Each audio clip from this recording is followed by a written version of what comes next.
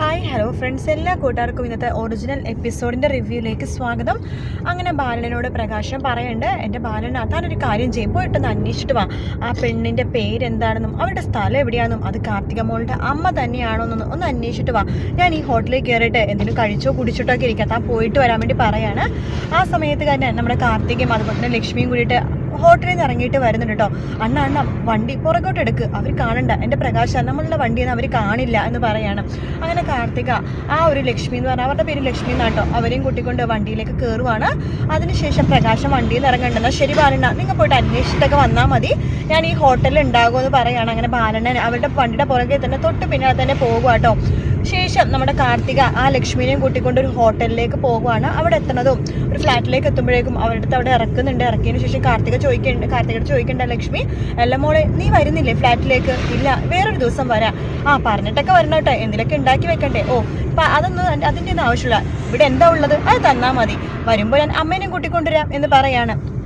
ശരി മോളെ, പിന്നെ ഇവിടെ ഞങ്ങൾക്കൊരു കൺസ്ട്രക്ഷൻ വർക്കിൻ്റെ എന്തിലൊക്കെ ഒരു ആൾക്കാരെ അറിയാവോ, അല്ലെങ്കിൽ മോൾ തന്നെ കൺസ്ട്രക്ഷൻ വർക്ക് ചെയ്തു തരാമോ? ഒരു വീട് ഉണ്ടാക്കുന്ന ഒരു ആഗ്രഹമുണ്ട്, ഒരു 10-15 സെന്റിൽ, അതിനെന്താ ഞങ്ങൾ തന്നെ ചെയ്തു തരാമല്ലോ എന്ന് പറയാണ്. നോക്കട്ടെ, അതിന് പറ്റിയൊരു സ്ഥലമൊക്കെ നോക്കിയിട്ട് ഞാൻ മേഡത്തിനെ വിളിക്കാം, ശരി എന്ന് പറയാണ്. അങ്ങനെ നമ്മുടെ കാർത്തിക വണ്ടി എടുത്തിട്ട് അവിടെ നിന്ന് പോകുവാണ്.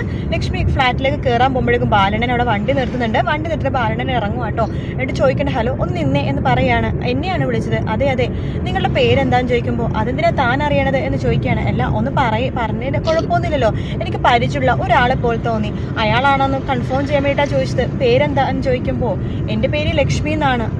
ലക്ഷ്മി, അപ്പോൾ ഇതന്നെ ആളെന്ന് ബാലണ്ണൻ മനസ്സിൽ വിചാരിക്കണേ. എന്താ നിങ്ങൾക്ക് എന്നെ അറിയാവോ? അറിയില്ല, പക്ഷെ ഉടനെ തന്നെ നമ്മൾ പരിചയപ്പെടുമെന്ന എങ്ങനെ? അതൊക്കെ ഉണ്ടെന്നേ, നമ്മൾ ഉടനെ തന്നെ പരിചയപ്പെടുകയും ചെയ്യും, സംസാരിക്കുകയും ചെയ്യും. എന്നാ ശരിയെന്നാ പോട്ടെ എന്ന് പറഞ്ഞിട്ട് ബാലൻ അവിടെ നിന്ന് പോവുകയാണ്. ആ സമയത്ത് ലക്ഷ്മി മനസ്സിലാക്കണം, ഇയാൾക്ക് എന്താ വട്ടനാണോ എന്ന് വെച്ചിട്ട് അകത്തേക്ക് കയറി പോകാട്ടോ. അങ്ങനെ ബാലൻ നേരെ പോണത് ആ ഹോട്ടലിലേക്ക് തന്നെയാണ്. അവിടെ പ്രകാശനാകെ ടെൻഷൻ അടിച്ച് നിൽക്കുമായിരിക്കും കേട്ടോ. അപ്പോൾ പ്രകാശിൻ്റെ അടുത്തേക്ക് ബാലണ്ണം വരുന്നുണ്ട്. എന്നിട്ട് പ്രകാശൻ ചോദിക്കുന്നുണ്ട്, ബാലണ്ണ നിങ്ങൾ എത്തിയോ? ഞാൻ കുറേ നേരം നിങ്ങളെ കാത്തിരിക്കണത്, എന്തായി, നിങ്ങൾ പോയി അന്വേഷിച്ചായിരുന്നോ? അവളുടെ വീടും പേരും ഒക്കെ കണ്ടുപിടിച്ചോ എന്ന് ചോദിക്കുകയാണ്. പിന്നെ ഞാൻ അവരുടെ പുറകെ തന്നെ പോയി വണ്ടിയിൽ. അവസാനം കാർത്തിക മോള് അവരെ ഫ്ലാറ്റിൽ ഇറക്കണ വരെ ഞാൻ അവരുടെ കൂടെ തന്നെ ഉണ്ടായിരുന്നു. എന്നിട്ട് അവരുടെ പേര് നിങ്ങൾ ചോദിച്ചായിരുന്നോ? ചോദിച്ചു. എന്താ പേര്? അതിൻ്റെ പേര് സുലേഖ എന്നാ. സുലേഖാന്നോ? അപ്പോൾ ഞങ്ങൾ ഉദ്ദേശിച്ച ലക്ഷ്മി അല്ലേ അത്? ഇല്ല പ്രകാശ, നമ്മൾ ഉദ്ദേശിച്ച ആളല്ല അത്. ഈ കുറച്ച് സമയം കൊണ്ട് ഞാൻ എന്തൊക്കെ സ്വപ്നമാണ് കണ്ടതെന്ന് അറിയാവോ എന്ന് പറഞ്ഞിട്ട് പ്രകാശിൻ്റെ മുഖം മാറും കേട്ടോ. ആ സമയത്ത് ബാലണ്ണം പറയുന്നുണ്ട്, പ്രകാശ നിന്റെ മുഖം മാറുമൊന്നും വേണ്ട, നമ്മൾ വിചാരിച്ച ആൾ തന്നെയാണ് അത് തന്നെയാണ് കാർത്തിക മോളുടെ അമ്മ മഹാലക്ഷ്മി എന്ന് പറയാണ്. അണ്ണ, അപ്പം നിങ്ങൾ ആദ്യം പറഞ്ഞത് സുലേഖയാണെന്നോ? നിങ്ങൾ എന്തൊക്കെയല്ലോ കുറച്ച് നിൽക്കുക, അത് സുലേഖയാണോ ലക്ഷ്മിയാണോ എന്ന് ചോദിക്കുമ്പോൾ എൻ്റെ പ്രകാശ, അത് സുലേഖയല്ല, ഞാൻ ആദ്യം പറഞ്ഞത് നോണയാണ്, രണ്ടാമത് പറഞ്ഞത് സത്യം, അതാണ് നിന്റെ കാർത്തികയുടെ അമ്മ മഹാലക്ഷ്മി എന്ന് പറയാണ്. അതിൻ്റെ പേര് മാത്രമല്ല, ഞാൻ അവരുടെ ഫ്ലാറ്റും കണ്ടുപിടിച്ചു. അണ്ണാ നിങ്ങൾ മുത്താണ്, എന്നിട്ട് നിങ്ങൾ എങ്ങനെയാണ് അവരുടെ സംസാരിച്ച് വിശദമായിട്ട് പറയണ്ട എന്ന് പറയാണ്. അത് ഞാൻ നേരെ കാർത്തിക മോൾ അവിടെ ഫ്ലാറ്റിന് മുമ്പിലാക്കിയപ്പോഴേക്കും നേരെ അങ്ങോട്ടേക്ക് ചെന്നു. പേരെന്താന്ന് ചോദിച്ചു. അപ്പോൾ എന്നോട് ചോദിക്കുക എന്തിനാ പേര് നാളൊക്കെ അറിയണേന്ന്. ഞാൻ പറഞ്ഞു എനിക്ക് എവിടെയോ കണ്ട് പരിചയമുള്ള പോലെ തോന്നുന്നു, അതുകൊണ്ടാണ് ചോദിച്ചത്. അപ്പോൾ ഇത്തിരി വിഷമിച്ചിട്ടാണെങ്കിലും പേര് പറഞ്ഞു ലക്ഷ്മി എന്ന്. എന്നിട്ട് എന്താ അവർ ഫ്ലാറ്റിലേക്ക് കയറിപ്പോയി എന്ന് പറയാണ്. അതിനുശേഷം പ്രകാശോട് പറഞ്ഞു, എന്താ പ്രകാശ എന്തൊക്കെ പറയുന്നത്, നല്ല ഐശ്വര്യമുള്ളൊരു പെണ്ണിന് തന്നെയാണ് നിനക്ക് കിട്ടിയത്. രാജപണ്ണനൊക്കെ ഈ പ്രായത്തിൽ എത്ര പെണ്ണുങ്ങളെ പെണ്ണ് കാണാൻ പോയതാ, പക്ഷെ ഒരെണ്ണം പോലും സെറ്റായില്ല, എത്ര പണം ഉണ്ട് അയാൾക്ക്. പക്ഷെ നിനക്ക് ഈ പ്രായത്തിൽ നല്ല സുന്ദരി അതുപോലെ തന്നെ ചെറുപ്പക്കായിട്ടുള്ള ഒരു ഭാര്യനെ കിട്ടാൻ പോകുമല്ലേ എന്ന് പറയാണ്. ഇത്രയും നാളെ സ്വപ്നം കണ്ടപ്പോൾ നിനക്കൊരു മുഖമൊന്നും ഉണ്ടായിരുന്നില്ലല്ലോ, പക്ഷെ ഇപ്പം നിനക്ക് മുഖം കണ്ടുകൊണ്ട് സ്വപ്നം കാണാം. എന്തായാലും നിന്നെക്കുറിച്ച് അറിഞ്ഞിട്ട് എനിക്ക് ഒരു അസൂയ തോന്നുന്നു എന്ന് പറയാണ്. ആ സമയത്ത് പ്രകാശം പറഞ്ഞിട്ട്, എന്നാലും ഞാൻ ഇത്ര നേരം ദൂരത്ത് നില കണ്ടത്, നിങ്ങൾ അവരെ അടുത്ത് വെച്ച് കണ്ടില്ലേ, എങ്ങനെയുണ്ട് ബാലണ്ണ അവരെ കാണാൻ?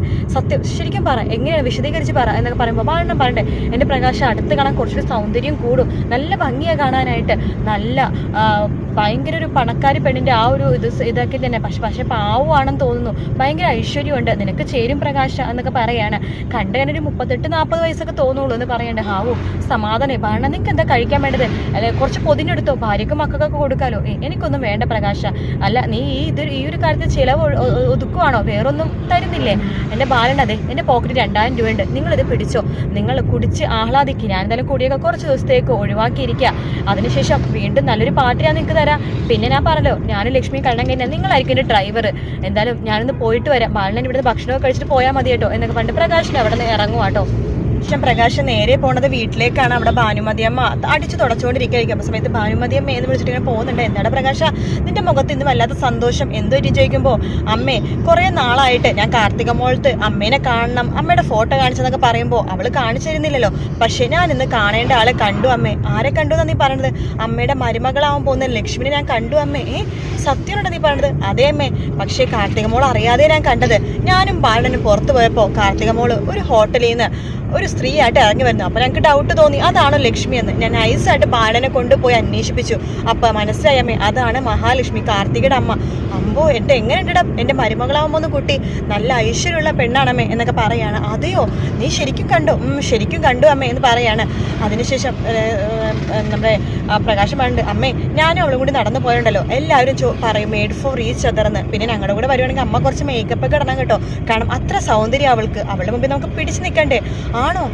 അതെ അമ്മ. ഇതേ ഞങ്ങൾ അവളെ കണ്ട കാര്യം കാർത്തികമോട് മാത്രമല്ല വിക്രത്തിനോട് പറയരുത് കേട്ടോ, അവന് മുമ്പിൽ എനിക്ക് വല്ലാതെ നാണോ ആവുന്നു.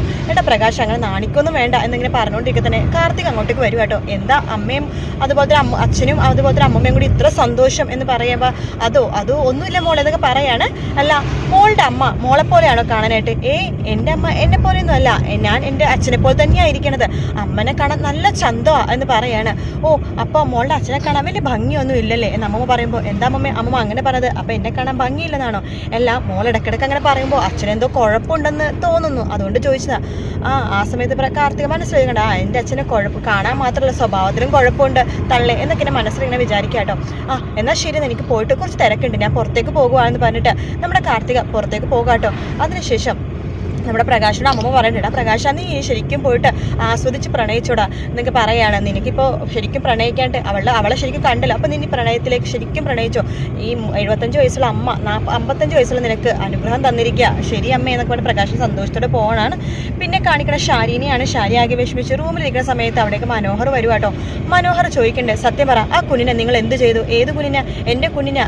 ആ കുഞ്ഞിനെ നിങ്ങൾ എവിടെ ഒളിപ്പിച്ചു ചോദിക്കുക. എനിക്കറിയില്ലെന്ന് പറയാണ്. നിങ്ങൾക്കറിയാം. ഞാൻ ഒരു കാര്യം ചോദിച്ചിട്ടെ, ഞാനൊരു ഫ്രോഡാണ് ണെന്നും നിങ്ങളല്ല അവളുടെ അമ്മയെന്ന് താരയാണ് അവളുടെ അമ്മയെന്നുള്ള സത്യങ്ങളൊക്കെ നിങ്ങൾക്ക് മനസ്സിലായെന്നുള്ള സത്യം ആ രാഹുലിനെ മനസ്സിലായോ? എനിക്കറിയില്ല. സത്യം പറ, നിങ്ങൾ എന്തെങ്കിലും അയാളോട് പറഞ്ഞോ? ഞാനൊന്നും പറഞ്ഞിട്ടില്ലടാ എന്ന് പറയാണ്. പറഞ്ഞാലും എനിക്ക് വലിയ പ്രശ്നമൊന്നുമില്ല. പിന്നെ ആ കുഞ്ഞിനെ കാണാതെയിൽ എനിക്ക് വലിയ സങ്കടമൊന്നുമില്ല.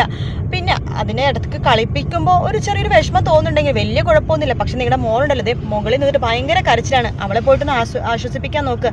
അത് മാത്രമല്ല എന്താണ് ഈ കുഞ്ഞിനെ നിങ്ങൾ എവിടെയോ കൊണ്ടുപോയി കളഞ്ഞ് കറക്റ്റായിട്ട് പറഞ്ഞു, അല്ലെങ്കിൽ ഇത് പോലീസ് കേസാവും. പോലീസ് കേസ് ആയിക്കഴിഞ്ഞാൽ എൻ്റെ പേരിൽ ഒരുപാട് കേസുകളൊക്കെ ഉള്ളതാ.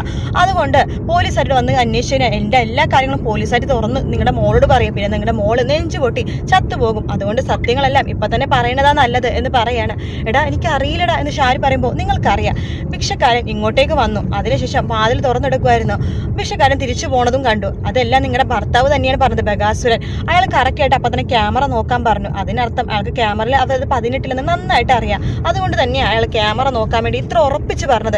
പക്ഷെ ഇതിൻ്റെ ഉള്ളിൽ എന്താ നടന്നത്? നിങ്ങൾ കുഞ്ഞിനെടുത്ത് കൊടുത്തതാണോ അതോ കുഞ്ഞിനെ ഇവിടെ ഇട്ടപ്പോഴേക്കും അയാൾ എടുത്തുകൊണ്ട് പോയതാണോ? എടാ ഞാൻ കുഞ്ഞിനെ എടുത്തിട്ടില്ലെന്ന് പറയാണ്. പിന്നെ സരയുവിൻ്റെ കൂടെ കിടന്നുറങ്ങിയ കൊച്ചി എങ്ങനെ നിലത്തേക്ക് വന്നു? അത് കുഞ്ഞ് കരഞ്ഞപ്പോൾ കരച്ചിൽ മാറ്റാൻ വേണ്ടി നിലത്തേക്ക് ഞാൻ കൊണ്ടുവന്നതാ. പായ വിരിച്ച് ഇവിടെ കിടത്തിയിരിക്കുകയായിരുന്നു. കുഞ്ഞ് കളിക്കുമായിരുന്നു. ഞാൻ ചായ എടുക്കാൻ വേണ്ടി അടുക്കളയിൽ പോയപ്പോഴാണ് കുഞ്ഞിനെ കാണാതെ ആയത് എന്ന് പറയാണ്.